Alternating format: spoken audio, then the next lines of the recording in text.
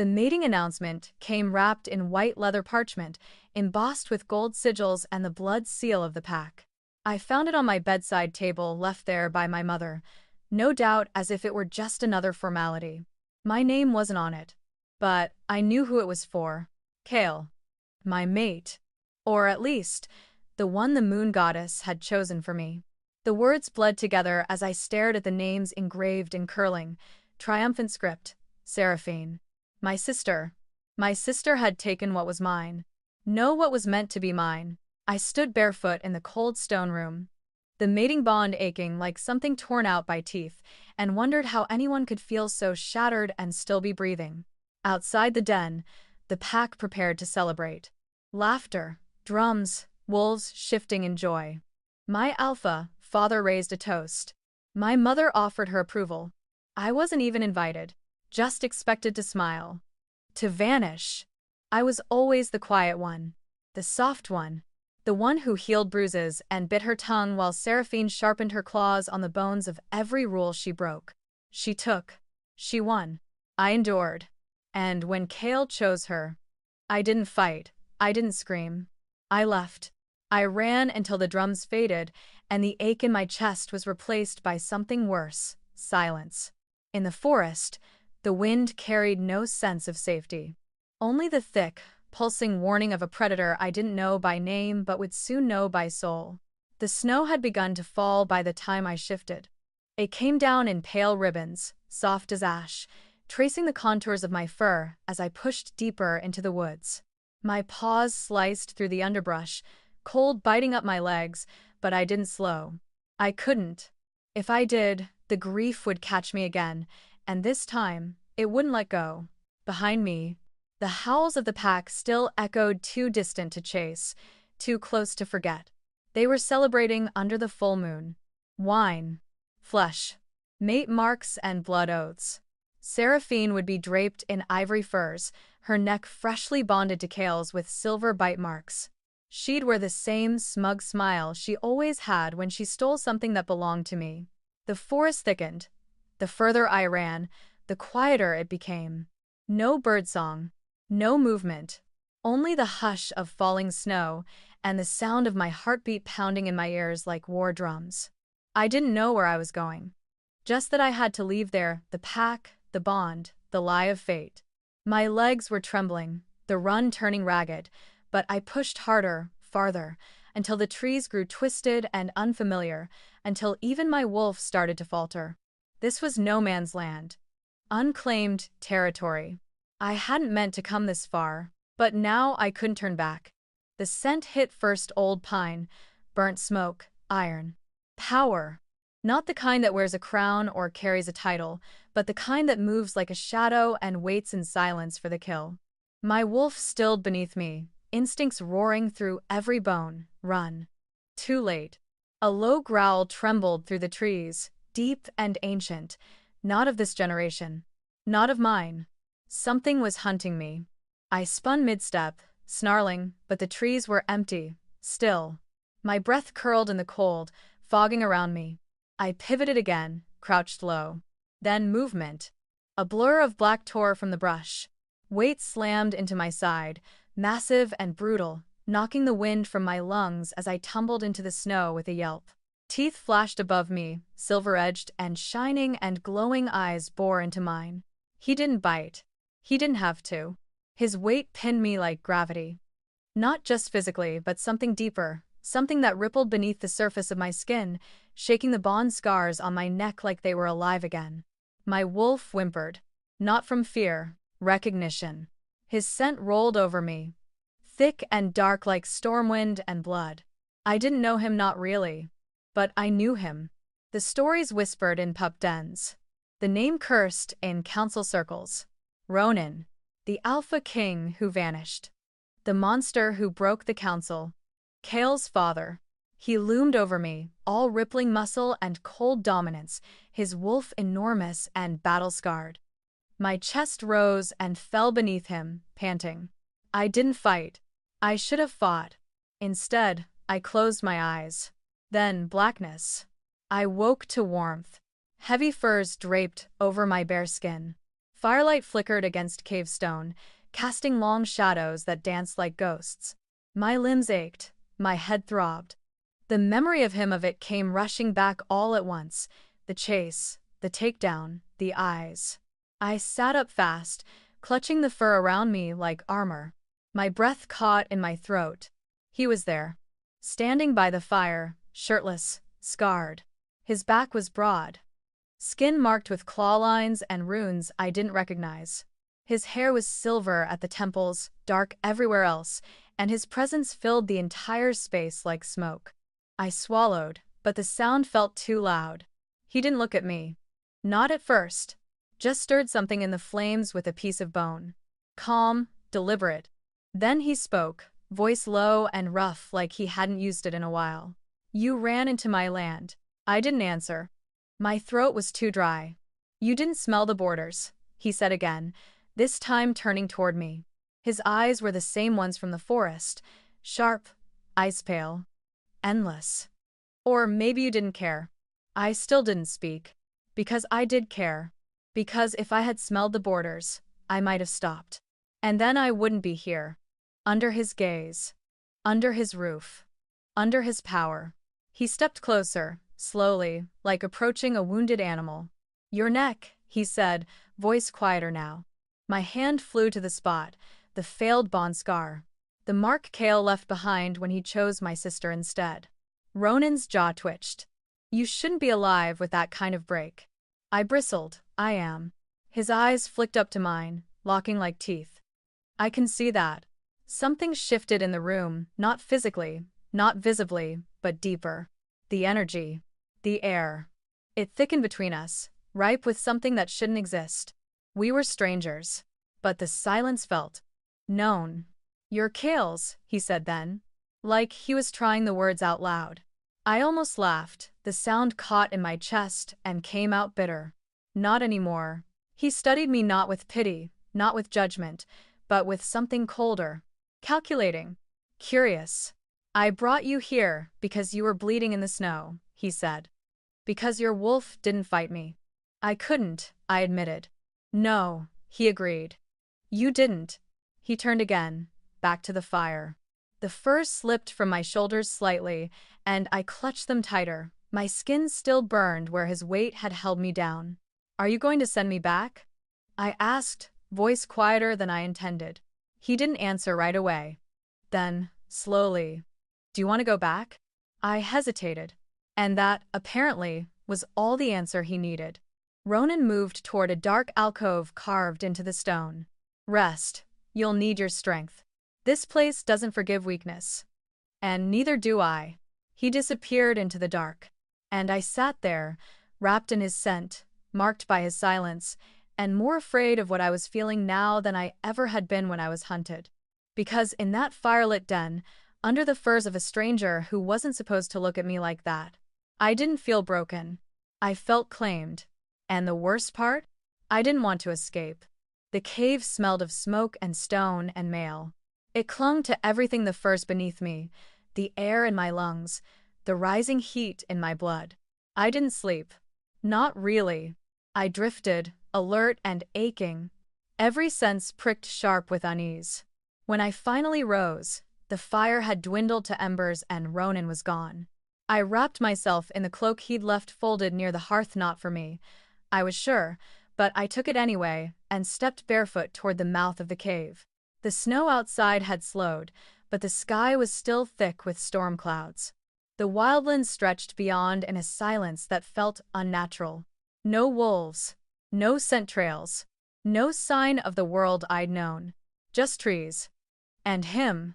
Ronan stood at the edge of the ridge, half-shifted, fur lining his forearms, claws still extended.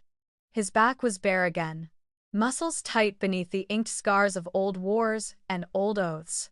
I should have gone back inside. I should have stayed hidden. But something pulled me forward. His head tilted before I'd even stepped on a branch. He'd heard me, or smelled me, or both. You don't move like a healer, he said without turning. You move like prey. I was hunted. He turned then, fully. And gods help me even in daylight, he looked unreal. Older than Kale by at least 2 decades, but not in the way that made him worn. He looked carved, weathered, alive in the way fire is alive. Were you? The question scraped something raw in me. Is that what you think I am? I asked. Pray. He stared. Not with pity, with assessment. I think you're trying not to break, he said, and doing a poor job of it. I flinched, and his mouth curved, not quite a smirk, but close. You have his scent on you, he added. Kale. I hated how the name still burned. I hated more that Ronan said it like a curse. Not anymore. No, he agreed. Now you smell like you. That shouldn't have made my stomach twist. But it did. He took a step closer, eyes narrowing. I thought you were just some half-starved rogue when I caught your scent last night, he said. Another fool bleeding out in the wilds. But now, he circled me slowly, like a wolf assessing a rival. Or a prize. You're something else. I turned to face him. I'm nothing to you. Wrong. His voice dropped lower. You're the reason my son thinks he's won. I stiffened. I didn't choose this. No, he said, stepping in. But you survived it. That makes you dangerous. I backed up a step. He didn't follow. Instead, he turned and looked out over the trees again. Like the world below held answers neither of us liked. I ruled everything north of the Howling Cliffs once, he said. The council crowned me at 19. Called me a savage. A visionary. A threat. They were right, I murmured before I could stop myself. He glanced back, one brow raised. And now? He asked. What do they call me now? Gone. A pause. And then, for the first time, a sharp, wolfish grin cut across his face. You're not as meek as you pretend, Lyra. My name on his tongue made the air thinner. How do you know who I am? I knew Kale had a mate, he said. Didn't care. Until last night, when I caught your scent. Then I remembered the whispers, the healer girl, the quiet one, the match made by the moon goddess broken like a bone. I inhaled too fast. The pain of it caught beneath my ribs. I didn't ask to be broken. Neither did I. His words dropped like stones. And there it was, the unspoken truth between us. Two wolves marked by rejection, by betrayal, by the kind of wounds that didn't scar clean. He walked past me, back into the den, leaving me cold against the wind. I followed, slow, unsure if I was more afraid to stay near him or stay alone. Inside, he poured hot water into a bowl of herbs and bone dust. The scent rose sharp and metallic. Not for healing, for clarity. He drank it. You weren't supposed to be here, he said without looking at me. But now that you are, you can't go back. I bristled. You think you can keep me here? He looked up, eyes flashing. I know I can. The silence that followed crackled with something far more dangerous than tension. Not fear. Possibility. You want something, I said, stepping closer. Something to do with Kale. His jaw clenched. A muscle ticked. I want what was stolen. You left the pack. I left the council. My pack is still mine. You want revenge, I said. No, he said, deadly calm. I want correction. And you, little wolf, might be the knife fate just handed me. I should have run. Should have shifted and vanished into the snow. But I didn't. Because for the first time since Seraphine's mating ceremony, someone was looking at me not with sympathy, but with purpose. I'm not a weapon, I said quietly. He moved then sudden, fast, until he was just in front of me. No, he murmured. You're the wound. His fingers brushed the failed bond scar at my neck. I didn't pull away. And he didn't look away. When he finally spoke, it wasn't a threat. It was a promise. They thought you'd break, but I see it now, he said. You were never meant to be his. The mark on my neck throbbed. And in that moment, in the quiet of the cave, I believed him. Not because I wanted to. Because it felt true. Because deep in the place where the bond had once lived, something new stirred, something older. Wilder, waiting. I didn't know what I was becoming. Only that he saw it first. And he wasn't afraid. He was ready. The cave was colder the next morning. Or maybe I was just awake enough to feel it. The fire had burned low again, flickering behind a cage of old bones. Ash dusted the floor like snowfall. I slipped out of the furs, silent, slow. Not because I feared waking Ronan, he was already gone, but because every movement now felt watched. I padded to the edge of the cave mouth, cloak dragging behind me, breath clouding in the frozen air. The wildlands were still. Still, in that way that warned of something watching back. I shifted without thinking. My wolf form slid over me like second skin, white as bone, quiet as shadow. My paws pressed into the snow, and I ran. I didn't look back. The first hour was just silence and breath. I didn't know where I was going, only that I needed to go. I needed to feel free again, even if I didn't believe it. Even if I'd forgotten what that even meant. But the forest didn't open. The deeper I ran, the more it closed in. Trees grew knotted and strange, bark blackened, air heavy. The snow here was old, crusted, blood-tinged in places that made my wolf hesitate. No prey. No scent of life. Just the slow rot of something ancient. I tried shifting back. I couldn't. Panic started as a ripple, then bloomed into heat in my chest. I turned sharply, retracing my steps. Or trying to. But the trail behind me was gone, no paw prints. No scent path. The woods had swallowed my presence whole. Then I felt it. Not sound. Not sight. But wait. Eyes. Watching. Not his. Not Ronan's. Something else. I ran. This time not from grief, but from the thing that lives in places without names. I didn't make it far. My paws snagged in something too soft, too unnatural. Moss, no fur. Thick and matted and ancient.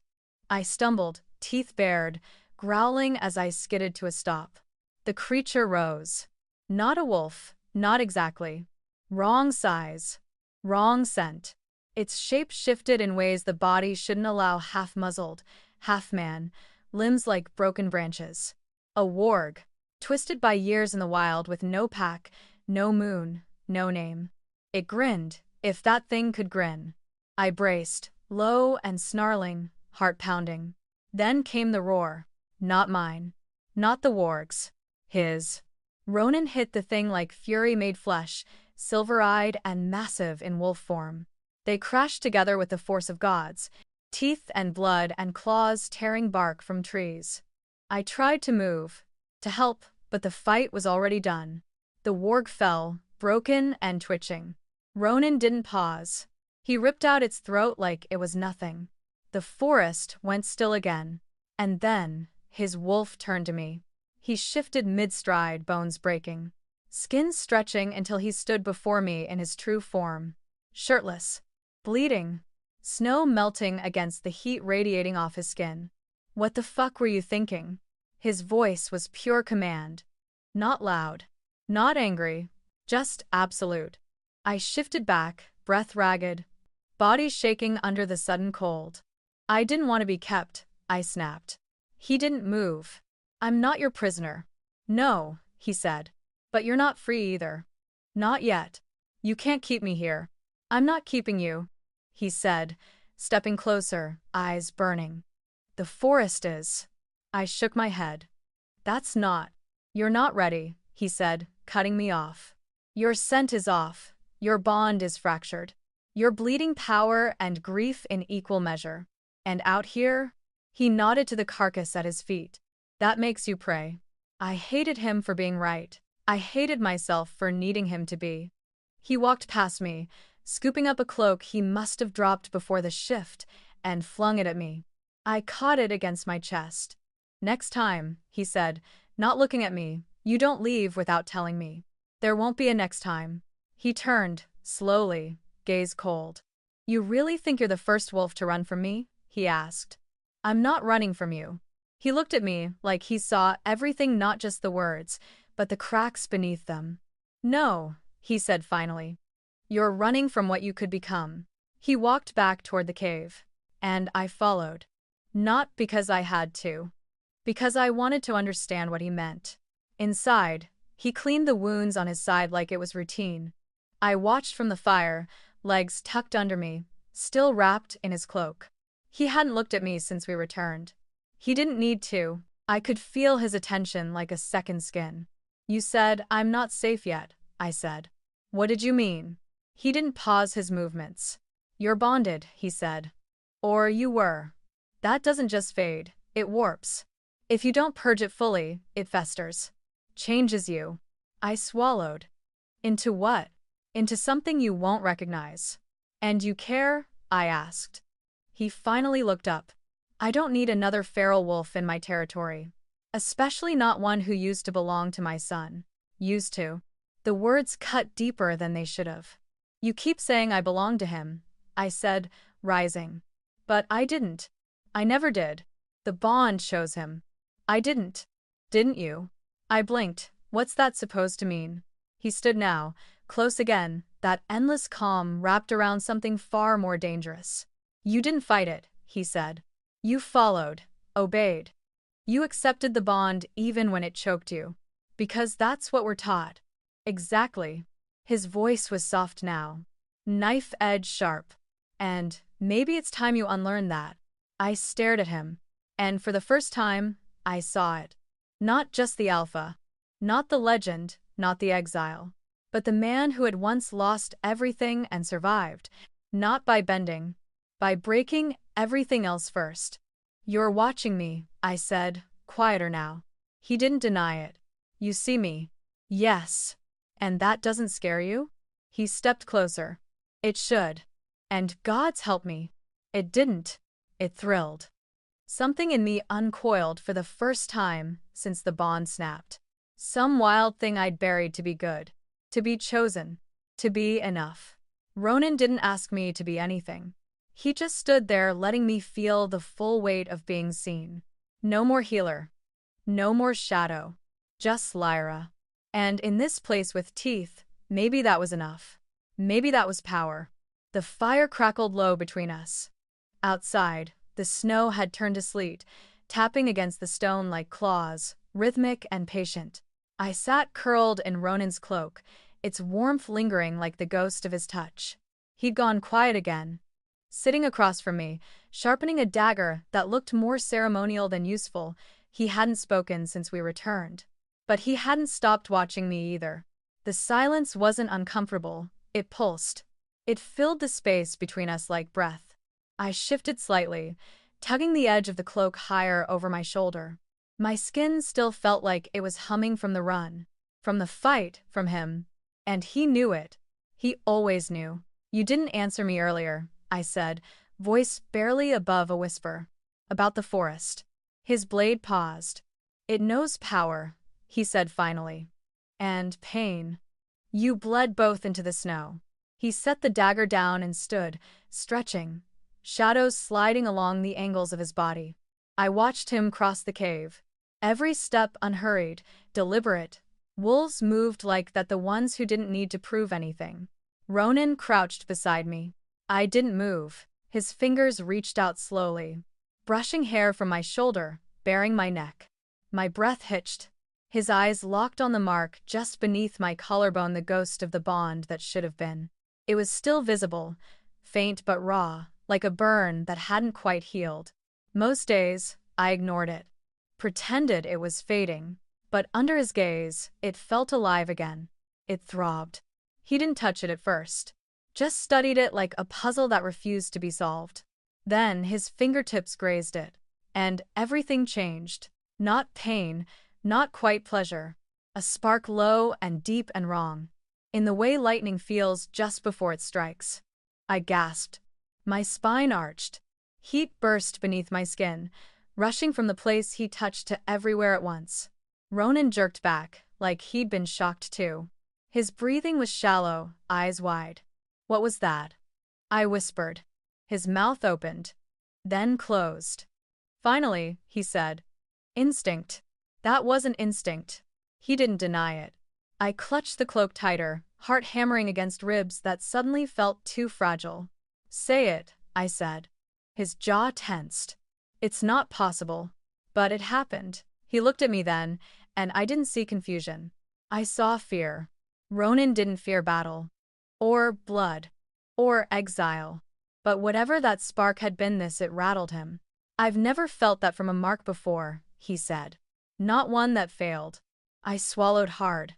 Then it didn't fail. His gaze dropped to my neck again, to the place he'd touched. But it wasn't analysis anymore. It was hunger. The way he looked at me now, like I was something forbidden, something powerful, something has made the fire seem cold. "You think the moon goddess is trying again?" he said softly, more to himself than to me. "I don't believe in her anymore," I replied. "Then believe in this." He reached for me again, slower this time, deliberate. His hand brushed my throat, fingers resting against the base of my jaw. My pulse leapt, and then he really looked at me. Not like the healer, not like the broken girl from a fractured bond. Like something new, wild, untamed. His thumb swept across my skin. Every nerve lit up. "This isn't a mistake," he said. "No," I breathed. "It's a warning." He smiled, slow, dangerous. Or a challenge. I should have pulled away. Should have shut this down. Reminded myself that he was Kale's father. That this was wrong. But I didn't. Because it didn't feel wrong. It felt inevitable. His hand lingered, thumb pressing into the hollow beneath my jaw. The mark pulsed again, this time softer, more like a whisper than a scream. "I shouldn't want you," he said. I tipped my head, baring my neck further without meaning to. "But you do." His breath caught. The space between us collapsed. And for a second, just when I thought he was going to kiss me. But he didn't. He stepped back, breaking the spell, turning toward the fire like it had answers he didn't. "This changes everything," he said. "It already has." I stood, grounding myself, trying to ignore the way my legs trembled beneath me. My skin still buzzed with the echo of his touch, and my bond mark felt like it was burning beneath the surface, alive again in a way that made me question everything I'd believed. I thought fated mates only happened once. I thought a broken bond meant the end. But this didn't feel like an end. It felt like a beginning. And beginnings, the real ones, always came with blood. Ronan didn't look at me as he spoke next. "If Kale finds out." "He won't." He turned then, eyes narrowing. "You're protecting him?" I shook my head. "I'm protecting us." He studied me, something unreadable passing through his expression. Then he nodded. But the tension between us didn't fade. It deepened, hardened, shifted from confusion into something with claws and teeth and heat. I walked back to my furs, heart still pounding. Ronan didn't follow, but I could feel his eyes on me the entire time. Not just watching, waiting. And the mark beneath my skin pulsed once more, not with pain, not with grief, but with something I'd never expected to feel again. Possibility. The next day dawned gray and bitter. Wind scraped across the cliffs outside like it wanted in. The fire was low again, always low, like it feared burning too bright in this cave full of ghosts. Ronan was already awake, pacing near the edge, half in shadow, half in stormlight. He hadn't said a word since the night before. Not after the mark, not after the almost kiss. Something had changed between us, and neither of us was pretending it hadn't. I watched him from the furs, still wrapped in the cloak he'd given me, the scent of him soaked deep into the threads. He moved like a man burdened, not just by muscle or age, but by something older. Older than the pack, older than pride. I thought he might stay silent again today. But then he stopped, spine straightening like steel drawn from a sheath. "I didn't bring you here for protection." The words dropped like stones. He didn't turn around, just kept facing the storm, voice low and even not ashamed, not cruel, just true. "I didn't find you in the woods by accident, Lyra. I was tracking you." The furs tightened around my shoulders. I sat up. "What?" I knew Kale had taken a mate. Knew it was political. Convenient. Your name came up in whispers. The healer, the quiet one. Good for breeding. Good for image. Not good for him. I rose, heat rising to my face from humiliation or rage. I didn't know yet. "You were spying on me." "Yes. And you waited until I ran to scoop me up like some lost thing?" He turned then, eyes dark and sharp. "I wanted proof." Proof of what? That the bond never belonged to him. I laughed short and bitter. So you could what? Parade me around like a broken toy? Show the council he picked wrong? His silence was answer enough. I took a step back. So that's why you helped me? Fed me? Let me believe I was safe here. I didn't lie, he said. You are safe here. You used me. I meant to. His voice cracked, then not loudly, but like stone splitting under pressure. But it changed, he said. You changed it. He crossed the room in 3 strides, stopping just short of me, his presence hot and heavy as ever. But it wasn't threatening. It was desperate. I wanted to hurt him, Ronan said. I wanted to show the pack he was weak, that he'd stolen a mate and still couldn't keep her. He raised a hand, but didn't touch me. I never expected you to fight. To run into the woods with your pride bleeding and your scent full of grief and fury. I thought you'd break. I looked at him. Breath caught somewhere between anger and awe. But you didn't, he said, voice rough. You shifted. You ran. You survived. You looked me in the eye and bared your throat, and I felt it. The spark, I whispered. He nodded. I thought it was strategy. A game. But when I touched you, Lyra, I knew. I wasn't using you anymore. I was choosing you. I closed my eyes. I don't want to be chosen just to hurt him. You weren't, he said. Not anymore. I opened my eyes, and he was closer now. His hand hovered over my shoulder, then my cheek. I've never lost a battle, Lyra. Not against the Council. Not against the Alphas. Not even against fate. And what is this? I asked, voice shaking. Another war? His smile was slow. Sad. Fierce. No, he said. It's the only thing I've never had. Not power, not control, but a bond that was mine. You still want to use me, I said. I want to claim you. The words hit low, deeper than they should have, like heat in my spine. But not as a weapon. Not as a symbol. As mine. I stepped back. My heart was racing, confusion and fury, and want spiraling tight. What makes you think I'll let you?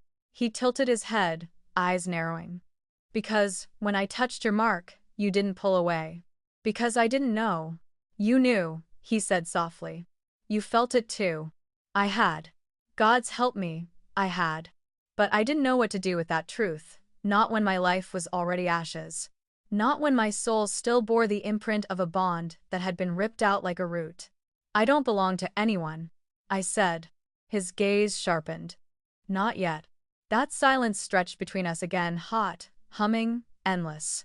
Then he did something I didn't expect. He dropped to one knee. Not like a knight, not like a suitor. Like a wolf bowing to a queen. I brought you here for revenge, he said. But I'm staying for you. I didn't speak. Because I didn't have the words. My chest ached, my breath stuttered. My instincts screamed to run, to hide, to protect what little of myself was still whole. But the part of me that had felt dead since Kale's rejection, it burned, slow and bright. I reached down, touched his shoulder. You kneel to no one, I said. Not no one, he murmured, looking up. Just the right one. My hand trembled on his skin. You still want to destroy the pack? No, he said. I want to rebuild it. With you. I pulled my hand back. I need time. He rose to his feet, gaze steady. Take it. He didn't press. Didn't reach. Just stood there, powerful and patient, as if waiting for the world to shift again. And maybe it already had. Because, for the first time in my life, someone wanted me entirely, not as a healer, not as a daughter. Not even as a mate. As Lyra. And maybe, just maybe, I wanted him too. It started with breath. Mine. His. Close. Too close. The cave was too warm now. Too silent. Too full of something unspoken that wrapped itself around my spine and settled under my skin like wildfire waiting for spark. I felt him behind me before he moved, the weight of his gaze, the heat of his presence. I didn't need to turn to know Ronan was watching. He always watched. Not like others. Not with expectation. Not like I was meant to serve or save or submit. He watched like I was real, and that made it worse. Because the more he looked, the more I remembered I had a body. That it ached. That it wanted. That it was his name my wolf whispered when no one else could hear. I stirred the broth he'd left simmering in the iron pot. My hands were steady. My thoughts were not. Every step he took closer made my breath shorten. Every silent second stretched into something unbearable. "You're shaking," he said behind me. "I'm not." "You are." He was right. But it wasn't fear. It was the bond. It was building. I could feel it now, humming at the edges of my soul. Where the first bond had snapped, this one flickered uninvited, unstable, impossible, but real. I turned. Ronan stood only a few steps away, shirtless again, as if the cold had never touched him. The scar beneath his collarbone caught the firelight, an old mark of power, not pain. His hair was damp, wild from the snow. Silver eyes locked on me like I was something sacred or cursed. "It's not supposed to happen like this," I whispered. "No," he agreed. "But it's happening anyway." He moved closer. I didn't retreat. The air between us thickened. My mark burned. Not like before, not with agony, it pulsed with need. "I told myself I wouldn't touch you again," he said. "Not until you asked. And if I never ask." He looked at me with something like hunger. "Then I'll burn quietly." I hated how much I wanted him to burn. I shouldn't want this. But you do. The last step disappeared between us. He was in front of me now, not touching, not demanding, just there. "I can smell it on you," he said, voice low, almost reverent. "You're fighting it. The bond. The heat. Me. I'm not yours." He smiled slow, wicked, devastating. "Not yet." His fingers brushed a strand of hair from my cheek, and it was the gentlest touch I'd ever known. But it cracked something in me, because I didn't flinch. I leaned into it. My chest rose and fell too fast. The tension between us coiled tight, wound from every glance, every word, every breath we hadn't dared to take. I told myself it was the bond, but it wasn't. It was him. The way he saw me, wanted me. Not despite the broken pieces, but because of them. And gods, I was so tired of pretending I didn't want to be touched. His thumb dragged slowly down my jaw. I closed my eyes. His breath brushed my lips. When he kissed me, it wasn't gentle. It was war. A claiming. A surrender. A flame that had waited too long to be lit. My hands fisted in his hair, dragging him closer. His mouth was heat and promise, a growl low in his throat as his arms wrapped around me, lifting, pressing, consuming. There was nothing soft about him. Nothing patient. He kissed like a wolf who'd waited years. Centuries. Like I was the only thing that had ever tasted right. And I kissed him back like I'd never been kissed before. Because I hadn't. Not like this. Not like mine. His mouth moved down my throat, over the mark that had started this, and the bond snapped. Not pain. Ecstasy. A flood of heat and light surged between us, and I cried out not from fear, but from the shock of being seen, claimed, chosen. My back hit the wall. His hands held me like I was something he'd earned, not stolen.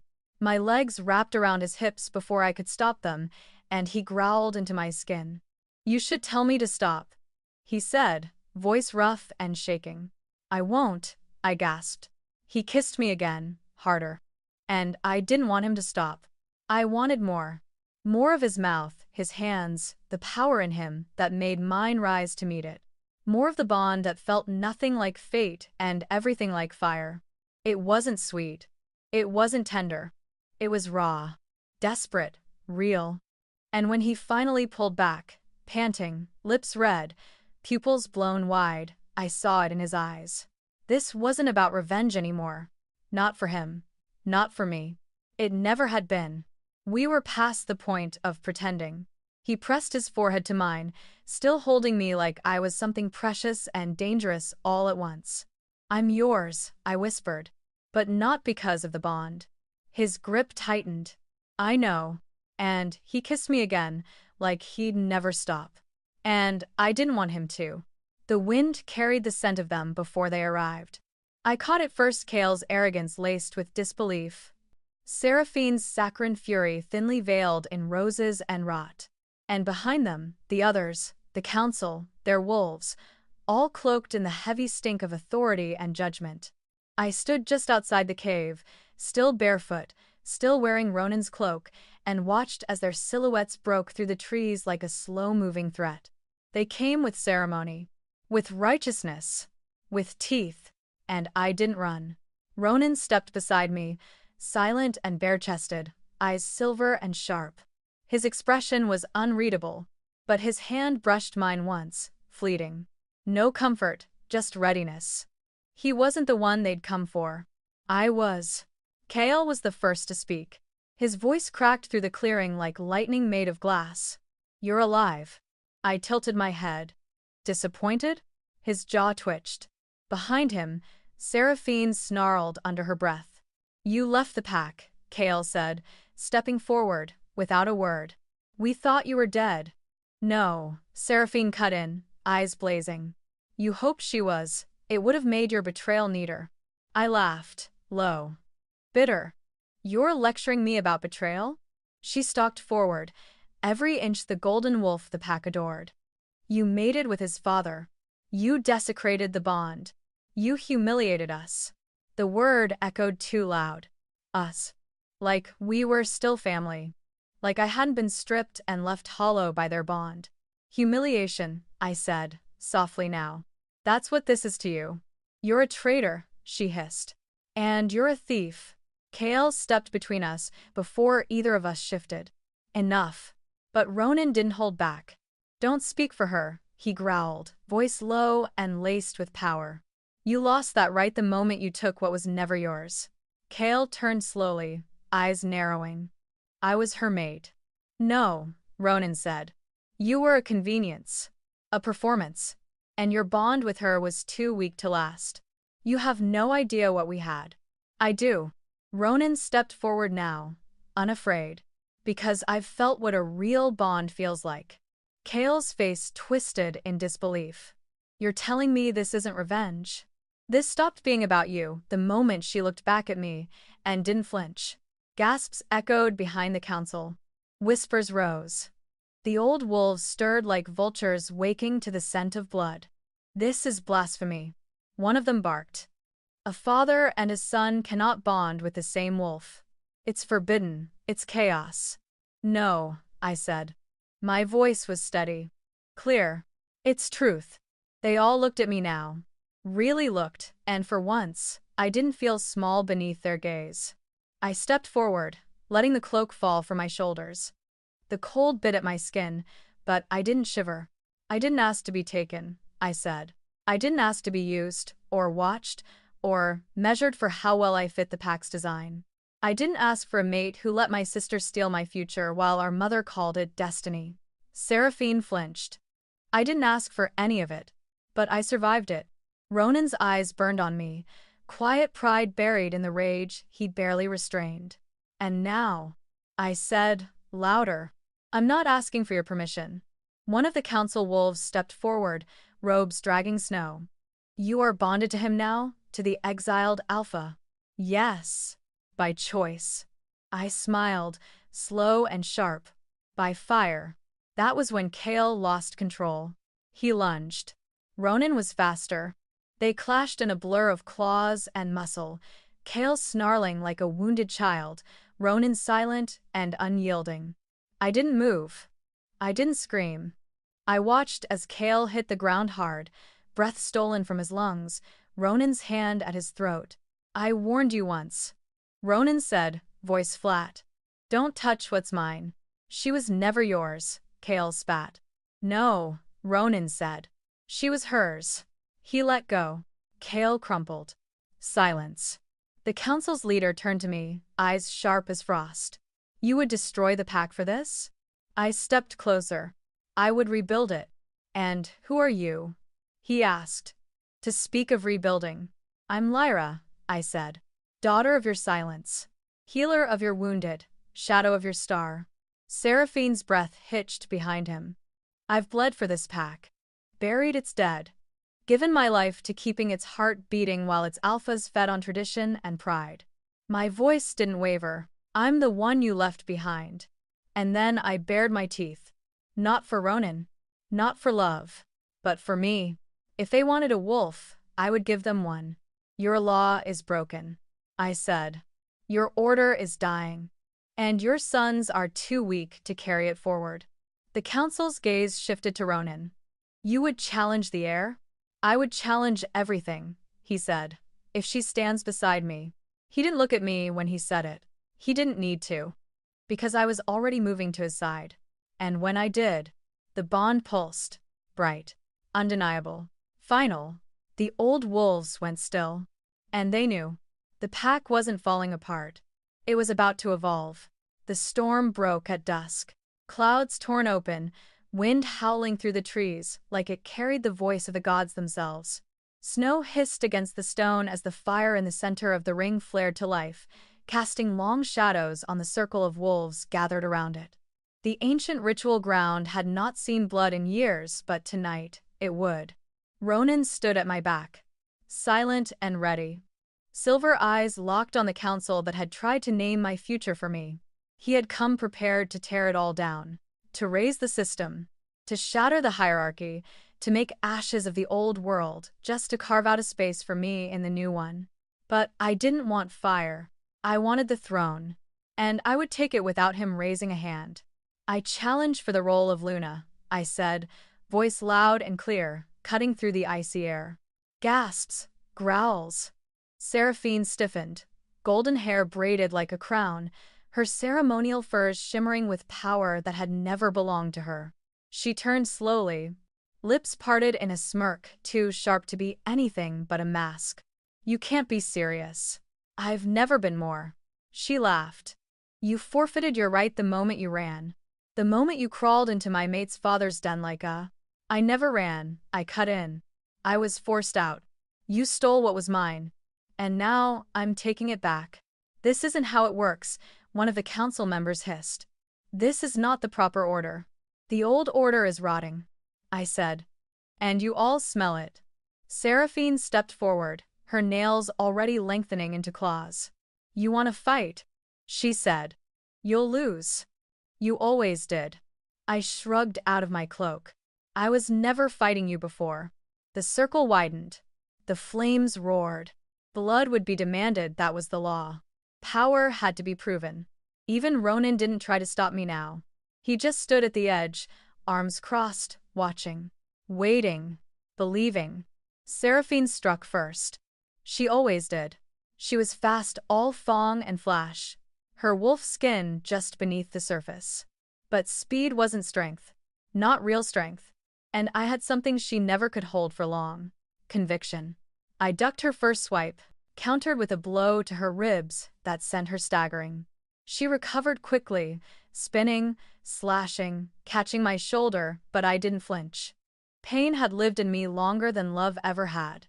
You don't deserve this. She screamed, eyes glowing. I am this, I growled back.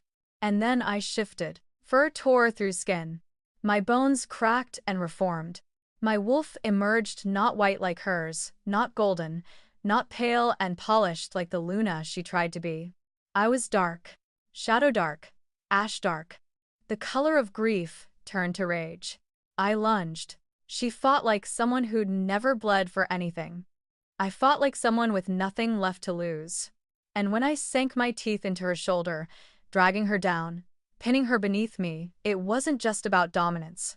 It was justice.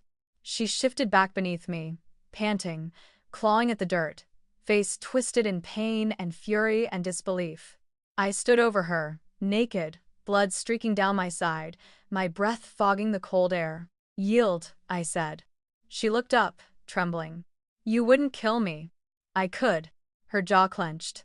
Her gaze flicked to Kale, who stood frozen behind the fire, expression hollow. You already did, she whispered. I stepped back. She didn't rise. She didn't need to. The bond between them was frayed. The pack saw it, felt it, and now, so did she. Seraphine was finished. I turned slowly, lifting my chin, chest rising and falling with the weight of what I'd done. The circle waited. Ronan's voice was the first to break the silence. "Behold your Luna." And then they howled. Not for him. Not even for us. For me, they howled because something ancient had risen. Not a mate. Not a consort. A queen.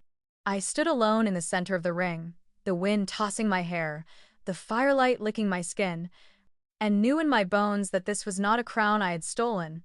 It was one I had forged. The moon hung heavy above us, full and pale and watchful. The forest was silent, as if even the wind dared not intrude. Fires still burned low in the ceremonial ring, embers glowing like the heartbeat of something ancient that had just begun again. The crowd had thinned, scattered back to their dens, their homes, their thoughts. They'd watched the battle. They'd witnessed the end. But this moment wasn't for them. This moment was for me. And for him. Ronan stood a few paces away, bare-chested, blood drying along his jaw where Kale's blow had grazed him earlier. The firelight made the silver in his hair shimmer like frost. His eyes held mine calm, certain, waiting. There was no command in his stance, no arrogance. Only choice. Mine. Slowly, deliberately, he walked into the center of the circle where I stood. He didn't speak, didn't rush. Just moved like a storm quieting, like a king laying down a crown he never wanted and finding something greater in return. Then he knelt, not in shame, not in submission, in vow, the way only an alpha would kneel for his equal, for his queen. My breath caught. The world tilted. My heart, wild thing that it was, stilled for a beat. He bowed his head, one hand pressed to the earth, the other curled to a fist against his chest. "I swear myself to you," he said. "Not as alpha, not as father, not as exile or warrior, but as a wolf who saw you walk through fire and did not look away." His voice was low, but it carried through the trees, through my ribs. "I will not lead you. I will follow you, wherever you choose to go." I stared at him, at the warrior who had been ready to burn the world to protect me. The man who had arrived in my life like a threat and become something holy, the mate I'd never expected. And I stepped toward him. "I don't need your vow," I said. He looked up, something flickering in his expression. "But I wasn't done. I don't need you to kneel, or fight, or prove yourself to them." My fingers brushed his face. He leaned into my touch like he'd been waiting a lifetime. "But I'll take it," I whispered, "because I know what it costs you." He rose. His hand found mine. And it was done. No ceremony. No priestess. No crown. No roses or rites. Just two wolves who had been broken by the same pack, standing in the ashes of its ruin, choosing each other in the open air beneath a moon too bright to lie under. The bond pulsed again, familiar now, deep and steady. No longer burning. Just there. Anchored. Ronan's thumb traced the inside of my wrist. "They'll resist us. Then they'll learn. And the council? They'll fall." He smiled, sharp and reverent. "You were never meant to kneel. I never will." He leaned in, brushed his lips against my temple. "You're not what I expected." "Good." I turned to the trees, to the night that had carried me so far from who I used to be. My skin still bore the bruises of the fight, but my soul no longer cowered. The old Luna was gone. The obedient daughter, the girl who kept her head down while her world crumbled. She had died the moment her mate turned away. And what rose in her place had teeth. Ronan stood beside me, silent but present, the way he always had. Together, we looked out over the land that had been ruled by bloodlines and ego for far too long. No more. Our reign would not be built on stolen mates and secrets. It would be forged in choice, in fire, and in the bond between two wolves no one ever saw coming. I howled first long and clear and wild, and Ronan joined me, his voice rising like thunder behind mine. And from the edges of the forest, one by one, others began to join. Not out of fear, not out of duty, but because they felt it too. Change, real and irreversible. The old pack fell that night, beneath moonlight and ash, and the echo of a queen who'd finally bared her teeth. And in its place, a new world began.